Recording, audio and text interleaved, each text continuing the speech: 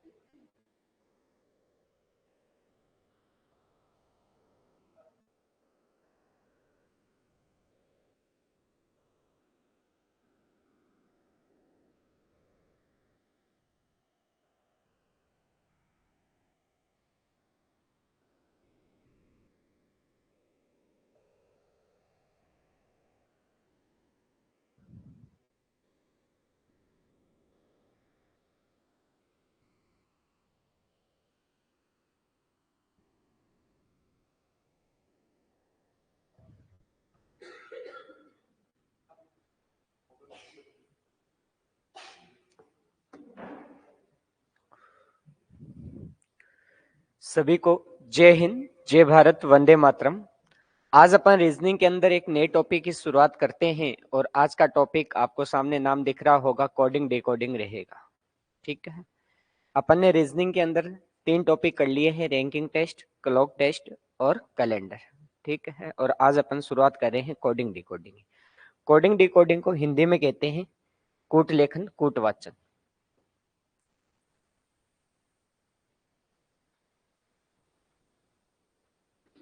कूट लेखन कूट वाचन, या फिर आप इसको सांकेतिक भाषा भी बोल सकते हो। इसी टॉपिक का नाम है सांकेतिक भाषा।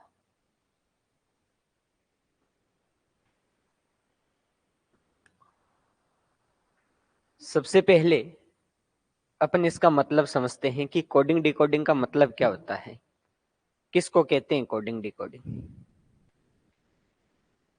कौन बता सकता है पता किसी को? किसी व्यक्ति या वस्तु को, सबसे पहले इस बात का मतलब समझना कि कोडिंग डिकोडिंग का मतलब क्या होता है। किसी व्यक्ति या किसी वस्तु को उसके वास्तविक नाम से नहीं दर्शाकर उसका नाम है वो किसी अन्य भाषा में दर्शाना क्या कहलाता है? कोडिंग डिकोडिंग कहलाता है। जैसे अपन बचपन में स्कूल में पढ़ते थे, उस समय अपनी हाजिरी ली जाती थी, तो उस समय मान लो कि किसी व्यक्ति का नाम अनिल है, तो टीचर उसका नाम नहीं लेता था अनिल, मान लो उसका रोल नंबर 1 दे दिया उसको, तो टीचर जब हाजिर लेता था तो बोलता रोल नंबर 1, यदि अनिल आया है तो अनिल बोलेगा यस सर।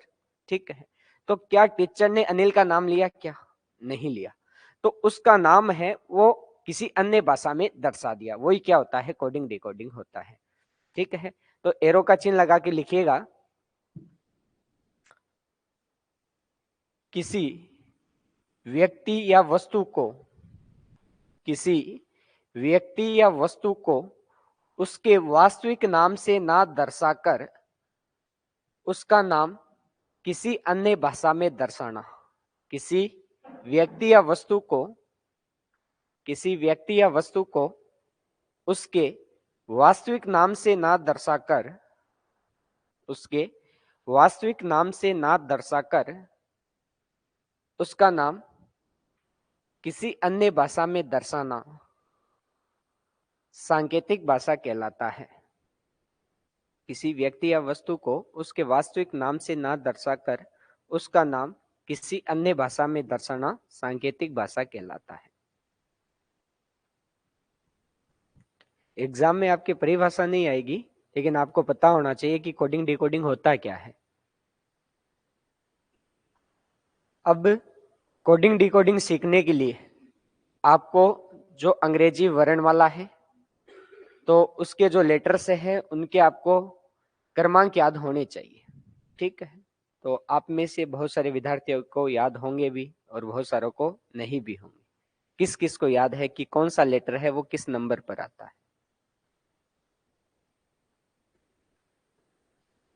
शुरू और लास्ट के याद है? दो दो तीन दिन। चलो तो देखिएगा, सबसे पहले बात करते हैं कि जो ABCD है उसमें कुल कितने अक्षर होते हैं? 26 नहीं होते, 4 होते हैं। ABCD 4 ही तो अक्षर हुए। 26 कौन बता रहा है? ABCD में 26 अक्षर होते हैं, 4 ही तो होते। ABCD। मैंने आपसे क्वेश्चन क्या पूछा? मैंने ये पूछा क्या कि अंग्रेजी वर्णमाला में कुल कितने अक्षर होते हैं? नहीं पूछा ना, मैंने तो ABCD में पूछा था और आप लोग कह रहे हो कि 26 होते हैं। यही रीजनिंग है। रीजनिंग वैसे कोई सब्जेक्ट थोड़े ना है। आपने कभी भी स्कूल के अंदर या कॉलेज में रीजनिंग नहीं पढ़ी होगी, ओनली कॉम्पिटिटिव एग्जाम्स में आती है रीजनिंग। तो पूछा क्या जा रहा है और हम क्या बता रहे हैं। ठीक है, तो इस बात को जिस दिन समझ गए ना उस दिन समझ आना कि हमें रीजनिंग आने लग गई। ठीक है, तो यदि मैं बात करूं अंग्रेजी वर्णमाला की, तो अंग्रेजी वर्णमाला में जो टोटल अक्षर होते हैं वो कितने होते हैं? 26 अक्षर। ठीक, अब इनके क्रमांक याद करने के दो तरीके हैं। पहला तरीका तो है आप इनको रट लो कि कौन सा अक्षर है वो किस नंबर पर आता है। ठीक है, दूसरा तरीका है कि मैं आपको जो ये 26 अक्षर है वो किस नंबर पर आता है किसी ना किसी हिंट के माध्यम से याद करवाने का आपको मैं प्रयास करता हूँ। ठीक है, तो ऐसे आपको याद होते हैं तो आप इस प्रकार याद रख सकते हो या फिर इनको रट लो, दो ही तरीके हैं। ठीक है, शुरू के 4 अक्षर तो सभी को याद होंगे ही, क्योंकि ये बातें अपने मैं आपको टॉपिक पढ़ाऊंगा अल्फाबेट टेस्ट अंग्रेजी वर्णमाला परीक्षण, तो उसमें भी ये बातें काम में आएगी। ठीक है, तो सभी विद्यार्थियों को ये याद करने ही है। शुरू के 4 अक्षर आपको सबको याद है, उनका क्रमांक ABCD 1 2 3 4, ये तो सभी को याद है। ABCD का क्रमांक कितना होता है? 1 2 3 4। उसके बाद में आपने एक नाम सुना होगा, ज्योति। जानते हो ज्योति को? ठीक है, तो ज्योति नाम ध्यान में रखना है आपको। ठीक है, ज्योति।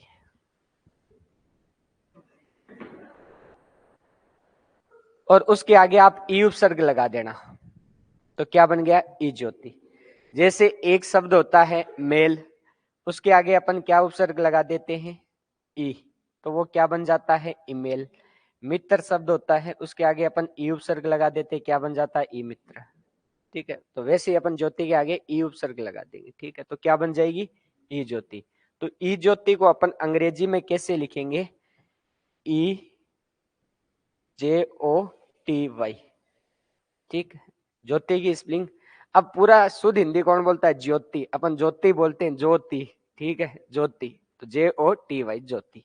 इसका जो क्रमांक होता है वो 5 का मल्टीपल होता है। ठीक है, 5 10 15 20 25। ठीक है, यानी ई कितने पर आया? 5 पर आया, जे कितने पर आया? 10 पर, ओ 15 पर, टी 20 पर और वाई 25 पर। ठीक है, ई ज्योति का क्रमांक कितना हो गया? 5 10 15 20 25। कोई दिक्कत नहीं है, यानी ABCD 1 2 3 4। ई कितने पर आ गया? 5 पर आ गया। उसके बाद में मैं बात करता हूं एफ की, तो इसको आप याद रखोगे फिक्स 6। फिक्स 6, क्योंकि इन दोनों के अंदर आप देख रहे हो कि जो साउंड निकल रही है वो सेम निकल रही है। फिक्स 6, तो फिक्स का मतलब F, 6 का मतलब 6 पर आता है। फिक्स 6, F कितने पर आता है? 6 पर आता है। उसके बाद में जी को ऐसे ही लिखते हैं। ठीक है, तो इसकी जो शेप के अंदर ही इसका क्रमांक छुपा हुआ है, ये देखो 7। ठीक है ना, जी को इस प्रकार ही लिखते हो आप। ठीक है, तो ये रहा 7। तो जी कितने पर आता है? 7 पर आता है। एच का भी क्रमांक इसी में छुपा है। एच को ऐसे लिखते हो, दोनों साइड से मिला दो इसको, ऊपर से भी और नीचे से भी। ठीक है, तो ये कितने की शेप में आ गया? 8 की शेप में आ गया। तो एच का क्रमांक कितना हो गया? 8 हो गया। ए बी सी डी 1 2 3 4, ई ज्योति में ई 5 पर आ गया फिक्स 6। जी की जो क्रमांक है वो इसकी शेप में ही छुपा हुआ है, और एच का क्रमांक भी इसी में ही छुपा हुआ है। 8 तक याद होगी? ठीक है, जी 7 पर आता है, 7 दिख रहा है यहाँ। एच को दोनों साइड से मिला दिया तो ये कितने की शेप में आ जाएगा? 8 की शेप में आ जाएगा। मैं बोल दूं कि रीजनिंग की क्लास संडे को ऑफ रहती है, तो आप क्या कहेंगे? हमें पता है, ठीक है। अब उसमें से कई अंग्रेजी भी जानते हैं, ठीक है ना, अंग्रेजी तो वैसे आपका सब्जेक्ट भी है, ठीक है, तो ज्यादा तो अंग्रेजी बोलनी नहीं आती, लेकिन थोड़ी तो बोल ही लेते हैं, है ना। आई नो, मैं जानता हूँ। तो आई कितने पर आता है? 9 पर। अपन ऐसे लिखते हैं ना, आई नो, मैं जानता हूँ। तो 9 का मतलब यहाँ पर 9। आई कितने पर आता है? 9 पर आता है। क्लियर है? 10 पर जे आई चुका है ई ज्योति में, ठीक है। 9 पर क्या आता है? आई। आई नो, ऐसे याद रख लेना। जे अपन पहले से पढ़ चुके हैं, कितने पर आता है? 10 पर आता है। और मारवाड़ी तो सबको समझ में आती होगी। अपन कई बार हंसी मजाक करते हैं ना, मारवाड़ी में बोलते हैं कि एबीसीडी को 11वां अक्षर क्या हुआ है। बोला ना अपन मारवाड़ी में कि एबीसीडी को 11वां अक्षर क्या हुआ है, तो वो के ही हुआ है, ठीक है। तो एबीसीडी को 11वां अक्षर क्या हुआ है? के हुआ है, ठीक है। तो के का क्रमांक कितना हो गया? 11 हो गया, ठीक। उसके बाद में मैं बात करूं एल की। एल को एक बार, इसका क्रमांक 12 होता है, एक बार इसको रहने दीजिए, आगे बढ़ते हैं। उसके बाद में आता है एम। एम को कैसे याद रखोगे? एम का मतलब मैं तेरा या मेरा तेरा, मैं तेरा या मेरा तेरा। तो तेरा का मतलब यहाँ किससे है? तेरे से है, तेरा। एम कितने पर आता है? 13 पर आता है, ठीक है। एल एन, एन आता है 14 पर। यहां से एक नाम बनता है लक्ष्मी नारायण। एल से लक्ष्मी, एन से नारायण। लक्ष्मी नारायण का मकान नंबर कौन सा है? 12 और 14। लक्ष्मी नारायण का मकान नंबर कौन सा है? 12 और 14 है। और ओ आ चुका है ई ज्योति में पहले से। ओ कितने पर आता है? 15 पर आता है, ठीक है। तो अपन 15 तक इनके क्रमांक सीख चुके हैं, ठीक है। आपने एक नाम सुना है क्या? ओम प्रकाश।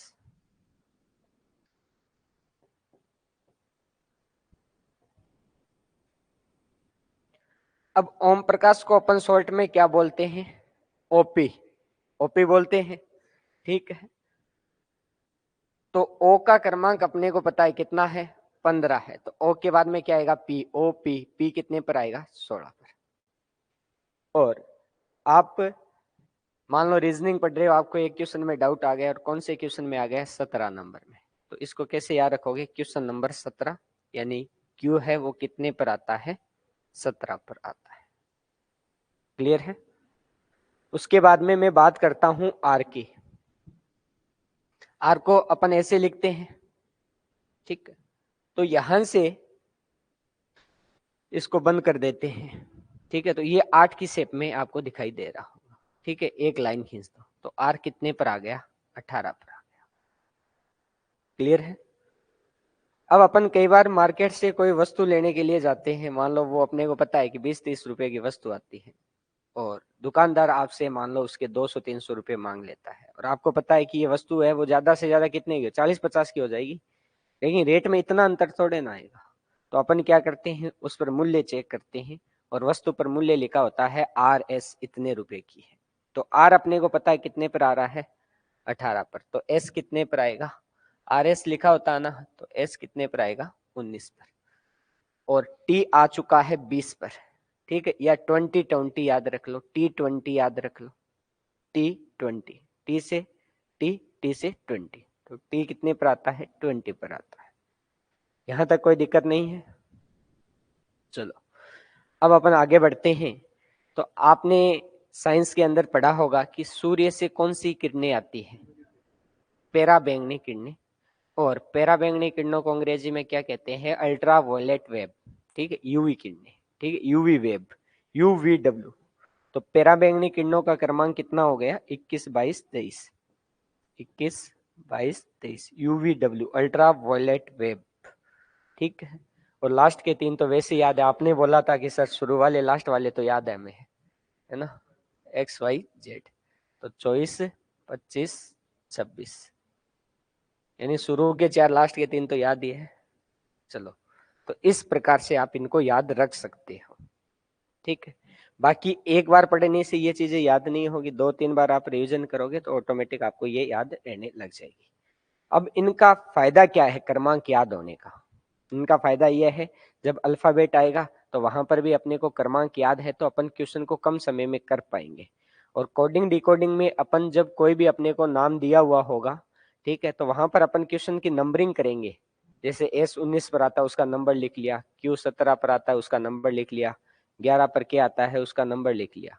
तो अपने माइंड के अंदर उस क्वेश्चन का जो लॉजिक लगा है वो जल्दी क्रिएट होगा, जल्दी बनेगा, जल्दी समझ में आएगा, ठीक है। तो इसलिए अपन को ये नंबरिंग है वो आनी चाहिए, जो 26 लेटर से है वो आपको याद होने चाहिए, ठीक है। जब मैं कोडिंग डिकोडिंग के बाद में आपको अल्फाबेट वाला टॉपिक पढ़ाऊंगा तो उस समय वापस से नहीं बताऊंगा, ठीक है। अभी इनको याद कर लेना ताकि अपने को आगे आगे अगले वाले टॉपिक में कोई दिक्कत ना हो। कर लोगे? कर लिया नोट? इसमें नोट करने की ज्यादा कुछ आवश्यकता है नहीं है, ठीक है। अगला एरो का चिन्ह लगा के लिखो।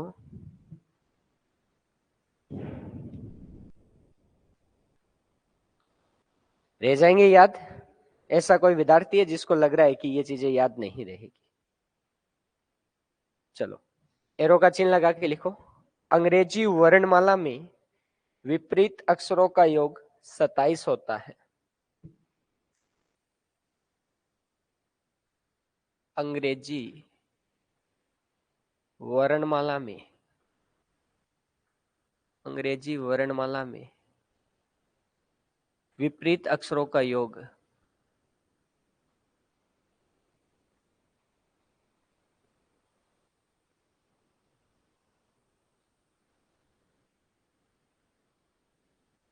27 होता है। अंग्रेजी वर्णमाला में विपरीत अक्षरों का योग 27 होता है।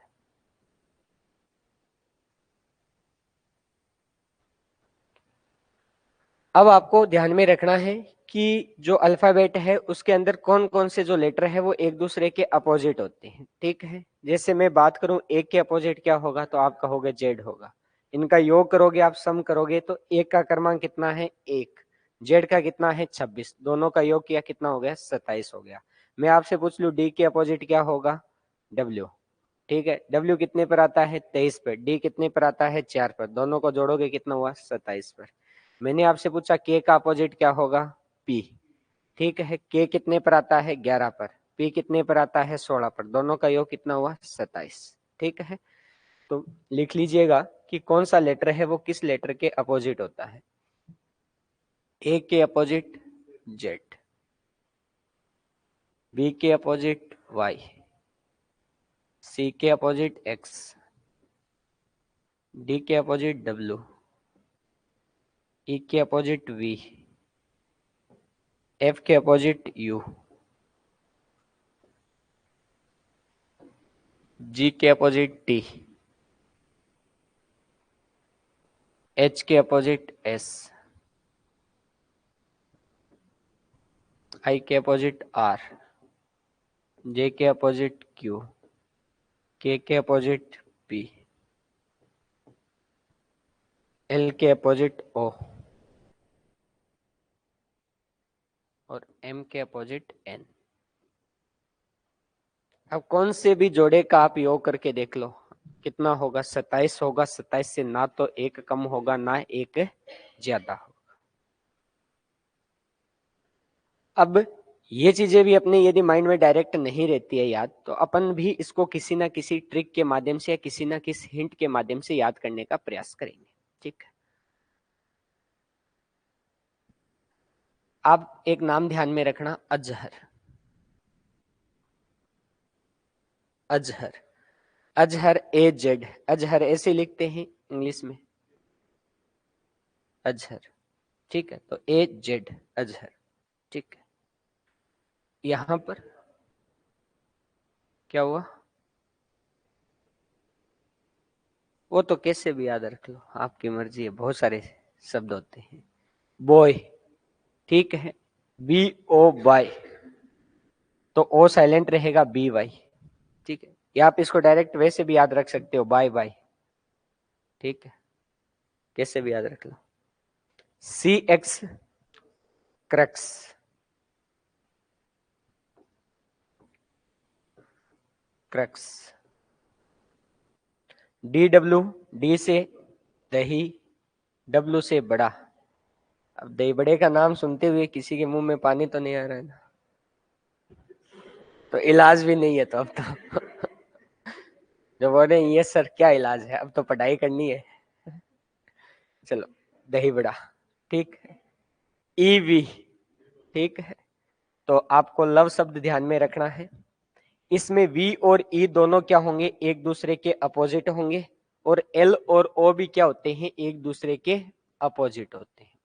ठीक है, लव वर्ड के अंदर L और O भी क्या होते हैं, एक दूसरे के अपोजिट, और V और E भी क्या होते हैं, एक दूसरे के अपोजिट होते हैं।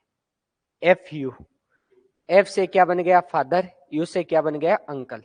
ठीक है, क्या याद रखोगे, फादर अंकल।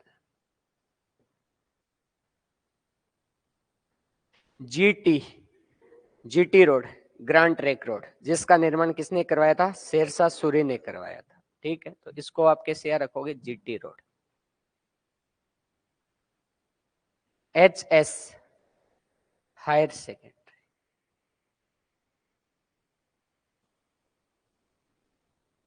आप किसी भी प्रकार से याद रख सकते हो, जरूरी नहीं है कि आप यही नाम है। HS को हनी सिंह, यो हनी सिंह, काफी फेमस हुआ था पहले, है ना। हनी सिंह के गाने चलते थे ना पहले, 2010 से लेकर के 2015 तक काफी फेमस हुए थे हनी सिंह के गाने। ठीक है, तो इसको आप हनी सिंह भी याद रख सकते हो, या हाई स्कूल भी याद रख सकते हो, जैसे आपका मन करे वैसे याद रख लो। ठीक है, IR, तो आई से क्या बन गया, इंडियन रेलवे,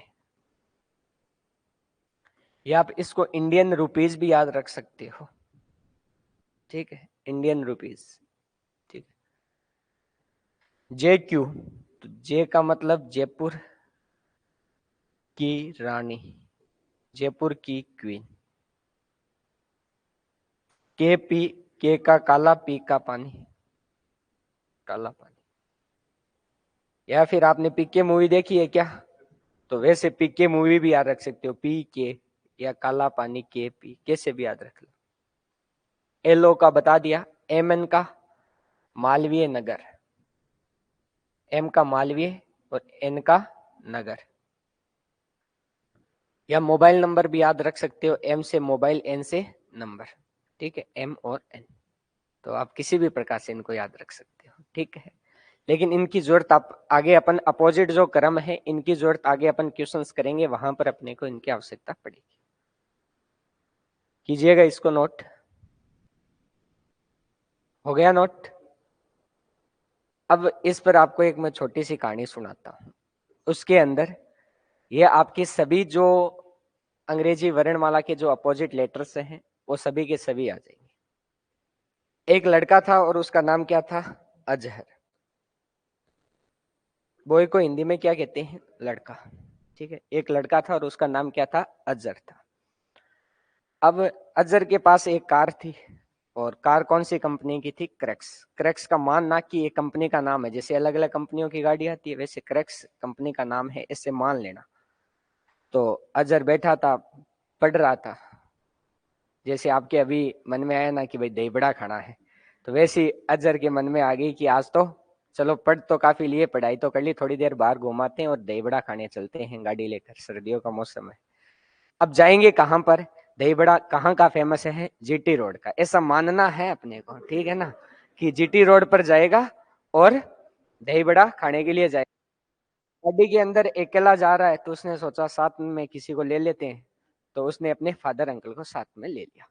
तो अजहर नाम का बॉय क्रैक्स गाड़ी लेकर फादर अंकल के साथ GT रोड पर दही बड़ा खाने गया।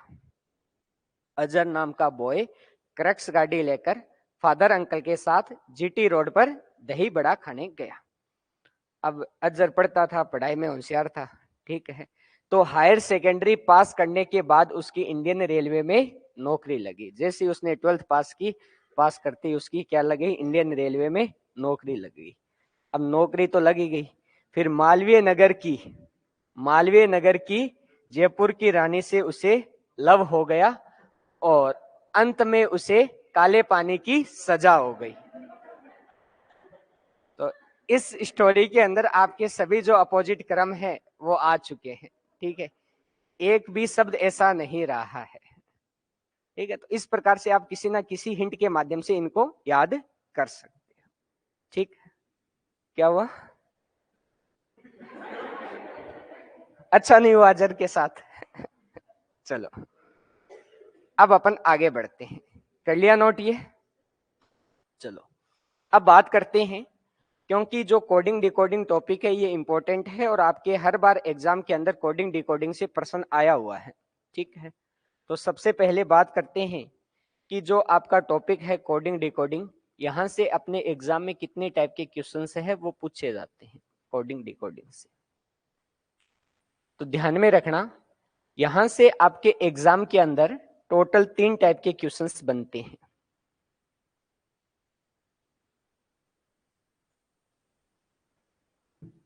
पहला आपका टाइप बनता है लेटर कोडिंग।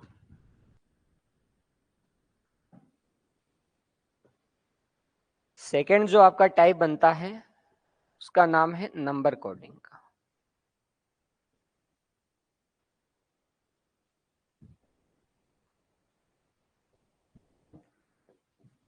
थर्ड जो टाइप है उसका नाम है मिक्स कोडिंग।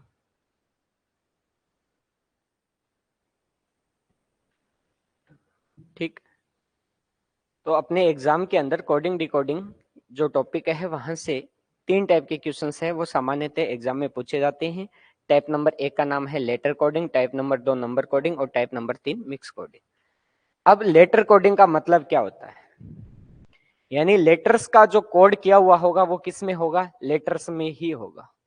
जैसे मैंने के को क्या लिख दिया, एल लिख दिया, तो के से मैंने अगला अक्षर लिखा, यानी के में मैंने +1 करके लिखा है एल, ठीक है। तो वो आपका प्रश्न किस में हो गया, लेटर कोडिंग में हो गया। यदि मैंने के को 12 लिख दिया तो के 11 आता है और उसमें +1 करके अब की बार मैंने इसका जो कोड है वो किस में कर दिया, नंबर में कर दिया। यहां पर तो मैंने लेटर में किया था और यहां पर मैंने किस में कर दिया, नंबर यानी संख्या में कर दिया, ठीक है। तो उस टाइप के क्वेश्चन अपन पढ़ेंगे नंबर कोडिंग में। और टाइप नंबर 3 है मिक्स कोडिंग। यहाँ से भी आपके एग्जाम में 2 टाइप के क्वेश्चन बनते हैं, वो जब अपन इस टाइप को पढ़ेंगे तो वहां पर अपन इसको डिटेल से पढ़ेंगे। तो अपन शुरुआत करते हैं, तीनों ही टाइप इंपॉर्टेंट है इसके, ठीक। तो अपन शुरुआत करते हैं टाइप नंबर 1 की, लेटर कोडिंग की।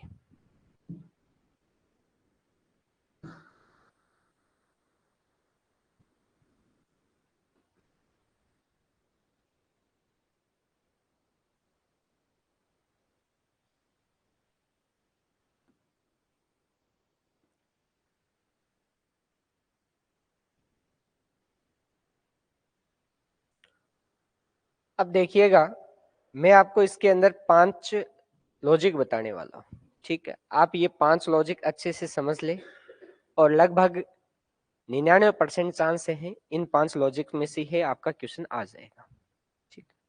इनको आप अच्छे से समझे। अभी मैं इस टाइप के क्वेश्चंस नहीं करवा रहा हूँ, मैं आपके माइंड में लॉजिक सिखा रहा हूँ, यानी आपके माइंड में लॉजिक क्रिएट होंगे कैसे, किस प्रकार से लॉजिक लग सकते हैं, ठीक है। जो कि सामान्यतः एग्जाम में वही लॉजिक के प्रश्न है वो पूछे जाते हैं, ठीक है। तो अभी नोट मत कीजिएगा, इसको समझिएगा। लॉजिक नंबर 1, लॉजिक नंबर 1 का नाम है फॉरवर्ड लॉजिक।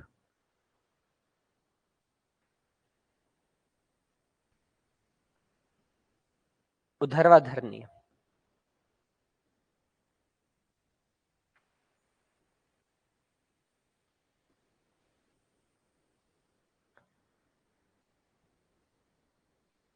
अब जो फॉरवर्ड लॉजिक है ये क्वेश्चन पर अप्लाई किस तरीके से होता है, ठीक है। तो मान लीजिएगा कि आपके एग्जाम में ये कोई 4 लेटर का नाम आ गया, 5 का आ गया, 6 का आ गया, कितने का भी आ सकता है, ठीक। लेकिन जो फॉरवर्ड लॉजिक है वो अप्लाई होगा वो बिल्कुल सीधे क्रम में होगा ऐसे, यानी पहले वाले अक्षर से ही पहले वाला अक्षर बनाया गया होगा, दूसरे वाले से दूसरा बनाया है, तीसरे वाले से तीसरा बनाया है, चौथे वाले से चौथा बनाया है।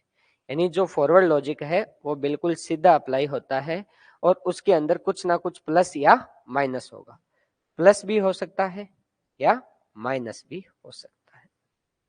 अब इसी क्वेश्चन को अपन एक एग्जाम्पल के थ्रू समझने का प्रयास करते हैं।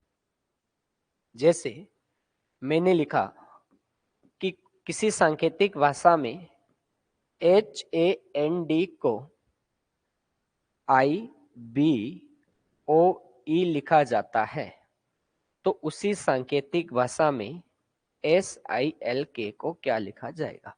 और आप में से बहुत सारे बच्चे ऐसे भी होंगे जो इसको कर लेंगे हाथों हाथ, लेकिन समझना है, ठीक है। सबसे पहले इनका अपन क्या करेंगे, नंबरिंग करेंगे। H कितने पर आता है, 8 पर, 1 पर, 14, 4, 5, 16, 2, 9, 19, 9, 12 और 11। जब अपन इसमें परफेक्ट हो जाएंगे उसके बाद अपने को नंबरिंग नहीं करनी है, एक बार अपन सीख रहे हैं, ठीक है, नंबरिंग कर ली। अब देखिएगा कि यहां पर क्या लॉजिक बना, 8 से 9 बनाया है, कितना प्लस किया है, 1, 1 में 1 प्लस किया 2, ओ 15 पर आता है, ठीक है, ओ का क्रमांक 15, यानी 14 में कितना प्लस किया 1, तो कितना आ गया 15, 4 में प्लस 1 करेंगे तो कितना आ गया 5 आ गया। यानी इसमें जो लॉजिक लग रहा है वो कौन सा लग रहा है, फॉरवर्ड लॉजिक लग रहा है, ठीक है। और क्या हो रहा है, +1 हो रहा है, तो सेम लॉजिक अपन यहाँ अप्लाई कर देंगे।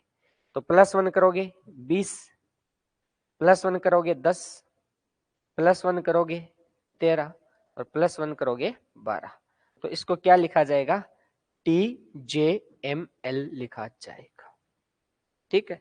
तो कहने का मतलब है कि जो आपका फॉरवर्ड लॉजिक है वो क्वेश्चन के ऊपर बिल्कुल सीधा अप्लाई होता है इस प्रकार से, ठीक है। और कुछ ना कुछ क्या होगा, प्लस या माइनस होगा, तो इसको आप नोट कीजिएगा। और जो फॉरवर्ड लॉजिक का डायग्राम है उसको भी आप बना लीजिएगा ताकि आपको ध्यान में रहे।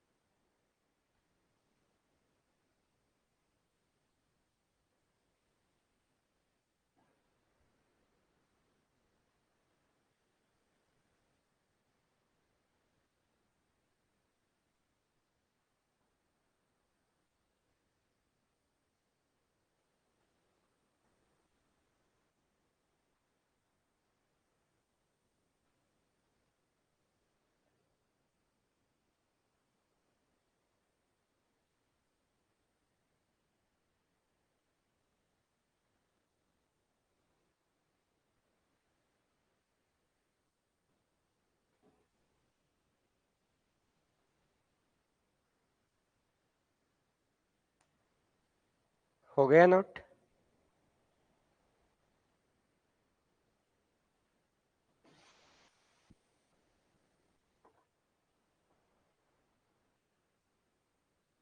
बढ़े आगे।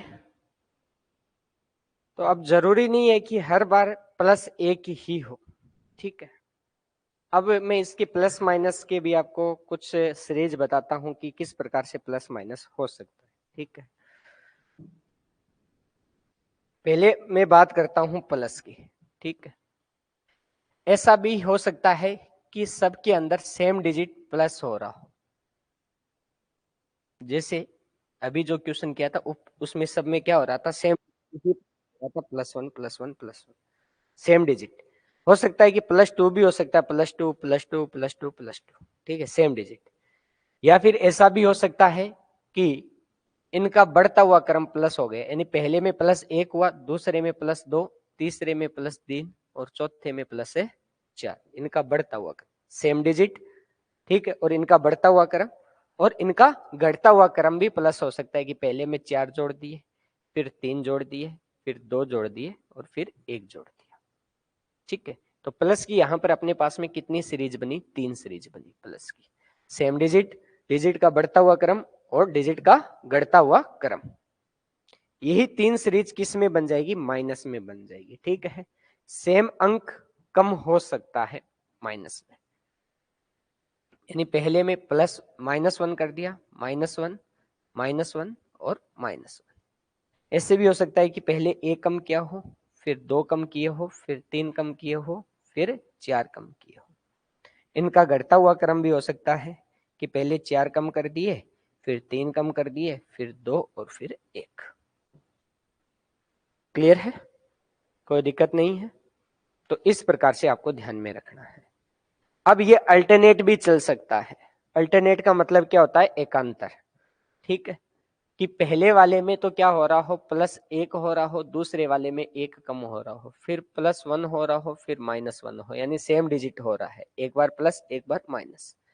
ऐसा भी हो सकता है कि पहले 1 जोड़ा गया हो, फिर 2 घटाया गया हो, फिर 3 जोड़ दिया, फिर 4 घटा दिया, यानी इनका बढ़ता हुआ क्रम। पहले 4 जोड़ा, फिर 3 घटाया, फिर 2 जोड़ा, फिर 1 घटाया, ऐसे भी हो सकता है। ठीक है, तो टोटल कितनी सीरीज बनी, 3, प्लस की, माइनस की और प्लस माइनस अल्टरनेट की। ठीक है, उसमें भी 3 सीरीज बनी है, सेम अंक, बढ़ता हुआ क्रम और घटता हुआ क्रम। इतनी बातें आप ध्यान में रखिएगा। आपके जो क्वेश्चंस आना है फर्स्ट ग्रेड के अंदर, तो वो ज्यादातर इनमें से चांस होता है, सेम डिजिट वालों के अंदर इनमें से होगा, इन 2 सीरीज में से चांस बनता है आपके प्रश्न का। ठीक है, बाकी ये जो आगे वाले हैं, ठीक है, ये एसएससी में ज्यादा क्वेश्चंस इससे पूछे जाते हैं। बाकी आपके भी ना नहीं है कि आएगा ही नहीं, तो आपको भी ध्यान में रखनी है इन बातों का। क्लियर है, बढ़े आगे। लिखिएगा लॉजिक नंबर 2।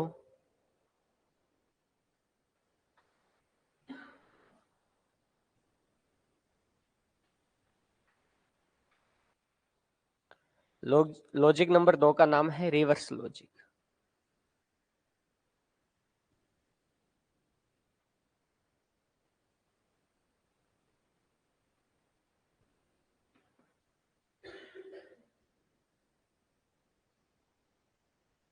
पहला और अंतिम अक्षर।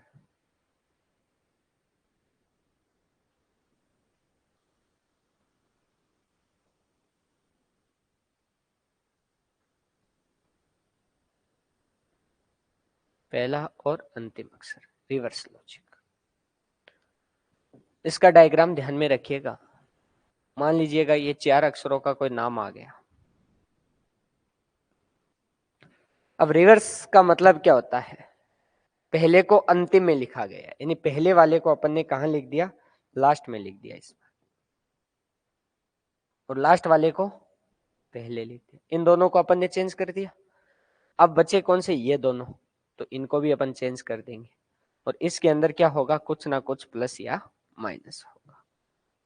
जैसे मैंने बोला कि किसी सांकेतिक भाषा में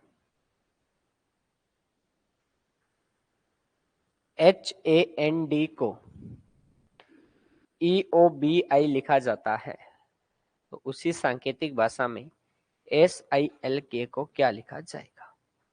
अभी मैं आपको ये लॉजिक समझाने का प्रयास कर रहा हूं, पिछले वाला प्रश्न ये सेम नहीं है। ठीक है, मैं अभी क्वेश्चंस नहीं करवा रहा हूं आपको, मैं आपको लॉजिक समझा रहा हूं। ठीक है, इसी क्वेश्चन पर ये वाला लॉजिक कैसे अप्लाई होता है। तो आप देख रहे हो कि आपने सबसे पहले, आपको एग्जाम में नहीं पता होगा कि ये कौन सा लॉजिक है। आपने पहला लॉजिक क्या पढ़ा, फॉरवर्ड लॉजिक पढ़ा। तो क्या यहाँ पर फॉरवर्ड लॉजिक अप्लाई हो रहा है क्या, यहाँ कितने कम हो रहे हैं, 3, जबकि यहाँ तो क्या हो रहे हैं, +14 हो रहे। फिर कितने कम हो रहे हैं, 12। फिर कितने प्लस हो रहे हैं, 5 हो रहे। तो क्या फॉरवर्ड लॉजिक बैठ रहा है क्या, यहाँ तो ठीक था कि plus minus plus minus plus, लेकिन 3 के बाद सीधा 14, फिर 12, फिर 5, तो फॉरवर्ड लॉजिक तो नहीं बैठ रहा है यहाँ।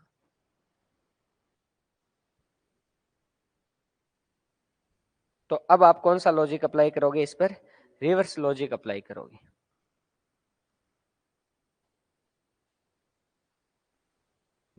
ठीक, रिवर्स लॉजिक आप अप्लाई करोगे तो यहां पर कितना प्लस हो रहा है, 1, यहां पर भी +1, इन दोनों में क्या हो गया, +1 हो गया। तो इसमें भी 1 जोड़ा और इसमें भी 1 जोड़ा, तो इस पर आपका फॉरवर्ड लॉजिक अप्लाई नहीं हो रहा था। कौन सा लॉजिक अप्लाई हुआ है, रिवर्स हुआ है।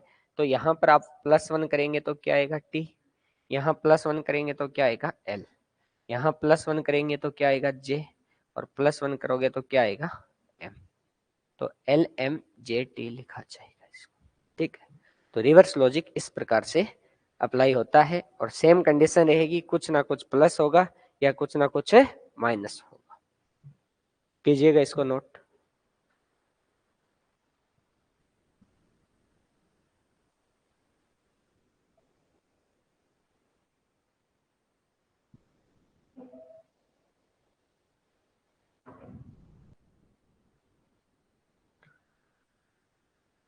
कर लिया नोट।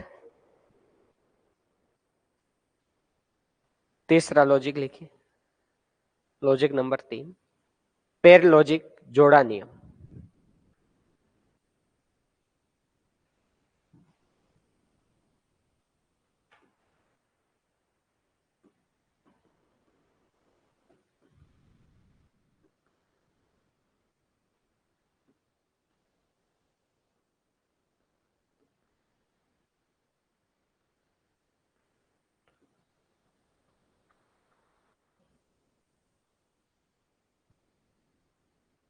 अब पेयर का मतलब ही आपको पता है, तो यहां से आपको लॉजिक देखते ही डायग्राम समझ में आ गया होगा कि इन दोनों के जोड़े बना देंगे और इन दोनों के जोड़े बना देंगे। ठीक है, और इनके अंदर क्या होगा, कुछ ना कुछ प्लस या माइनस होगा। जैसे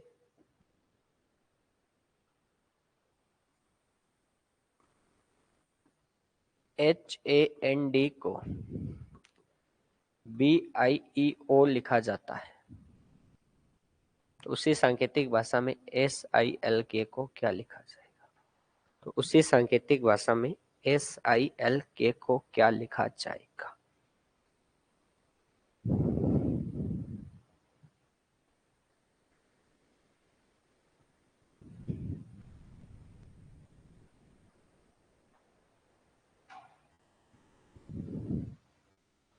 तो देखिएगा,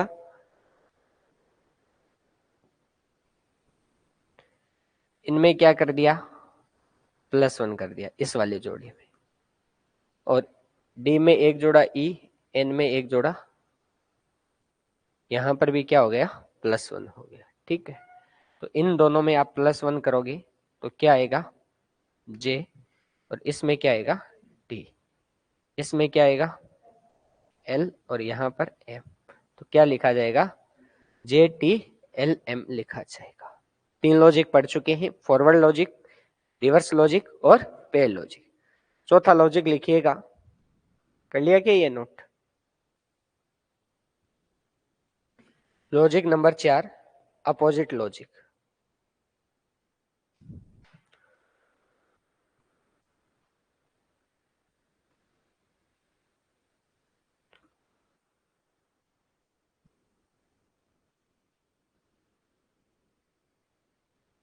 विपरीत क्रम नियम।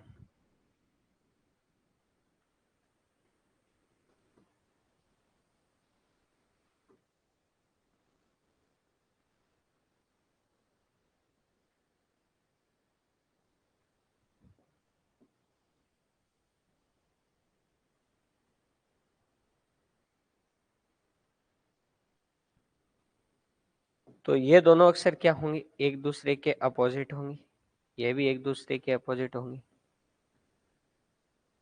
और इसके अंदर कुछ भी प्लस माइनस नहीं होगा, क्योंकि यहाँ पर क्या होंगे, अपोजिट होंगे, तो अपोजिट हो रहे हैं तो प्लस माइनस करने की आवश्यकता ही नहीं। ठीक है, तो यहाँ आप क्या करेंगे, दोनों अक्षर क्या हो जाएंगे, एक दूसरे के अपोजिट हो जाएंगे। जैसे एग्जाम्पल में HAND को लिख दिया SZMW, तो SILK को क्या लिखा जाएगा। तो आप देख रहे हैं कि हायर सेकेंडरी, अजहर, मालवीय नगर और दहीबड़ा एक दूसरे के क्या है, अपोजिट है, तो S का अपोजिट क्या होगा H, I का R, L का O, K का P, HROP लिखा जाएगा। क्लियर है। तो इस प्रकार से आपका जो अपोजिट लॉजिक है वो आपको अप्लाई करना है।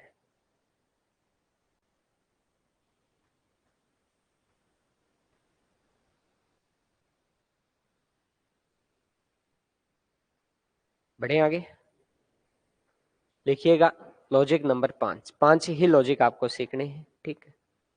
लॉजिक नंबर 5 का नाम है पोजीशन बेस्ड लॉजिक।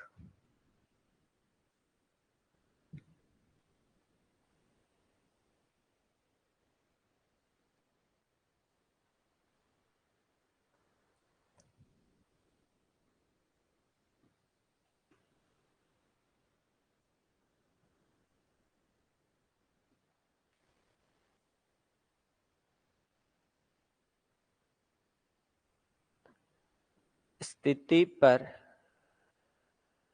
आधारित नियम।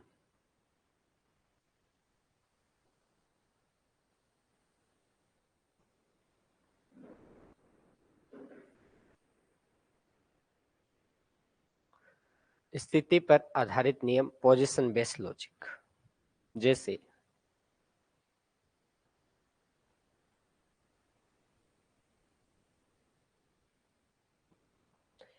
इस वाले अक्षर को इस साइड लिख दिया, इसको इधर लिख दिया, इसको इधर लिख दिया और इसको इस साइड लिख दिया। इसके अंदर कुछ भी प्लस माइनस नहीं होगा, ओनली पोजीशन चेंज होगी, ठीक है। यानी जो 1 नंबर पर आ रहा था वो कितने पर आ गया, 2 पर, 2 वाला 3 पर, 3 वाला 4 पर, 4 वाला 1। ये किसी भी प्रकार से हो सकता है, यानी लेटर्स वही सेम रहेंगे, ठीक है। जरूरी नहीं है कि इस प्रकार भी हो सकता है, ये इस प्रकार भी हो सकता है।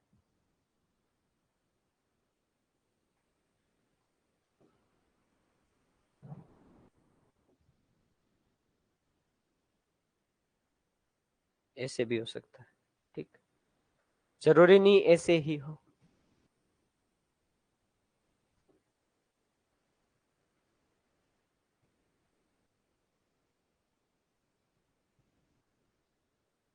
ये ऐसे भी हो सकता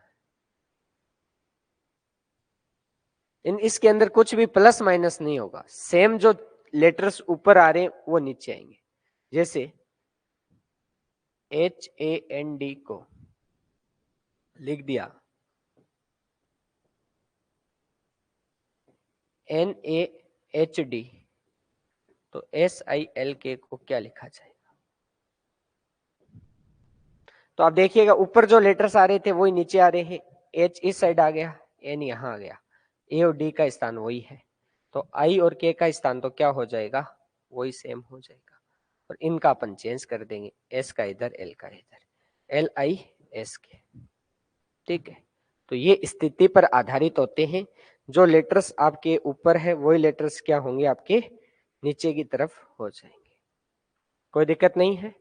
तो अपन ने कोडिंग डिकोडिंग में एक बार वापस से रिपीट कर देता हूं। कोडिंग डिकोडिंग का मतलब क्या होता है, किसी व्यक्ति या वस्तु को उसके वास्तविक नाम से ना दर्शाकर उसका नाम किसी अन्य भाषा में दर्शाना क्या कहलाता है, सांकेतिक भाषा कहलाता है। ये टॉपिक सीखने के लिए अपने को सबसे पहले जो बेसिक बात है वो है कि जो आपकी अंग्रेजी वर्णमाला है उसमें टोटल 26 लेटर्स होते हैं, उनके आपको क्रमांक ध्यान में होने चाहिए। उसके बाद में अपन ने सीखा था कि कौन सा लेटर है वो किस लेटर के अपोजिट होता है, ठीक है, वो आपको ध्यान में होने चाहिए। कोडिंग डिकोडिंग से हमारे एग्जाम में 3 टाइप के क्वेश्चंस पूछे जाते हैं, लेटर कोडिंग, नंबर कोडिंग और मिक्स कोडिंग। अपन ने टाइप नंबर 1 शुरू कर दिया था, लेटर कोडिंग, जिसमें अपन ने 5 लॉजिक सीखे हैं। पहला लॉजिक फॉरवर्ड लॉजिक, दूसरा रिवर्स लॉजिक, तीसरा पेड लॉजिक, चौथा अपोजिट लॉजिक और पांचवा पोजीशन बेस्ड लॉजिक। तो आज की क्लास में अपन इतना ही पढ़ेंगे और कल अपन टाइप नंबर 1 के जो क्वेश्चंस है वो शुरू कर देंगे और टाइप नंबर 2 की भी शुरुआत कर देंगे। तो इतना आप घर से एक बार अच्छे से पढ़कर आए, बाकी की कल की क्लास में कंटिन्यू करते हैं। तो मिलते हैं कल की क्लास में। सभी को जय हिंद, जय भारत, वंदे मातरम।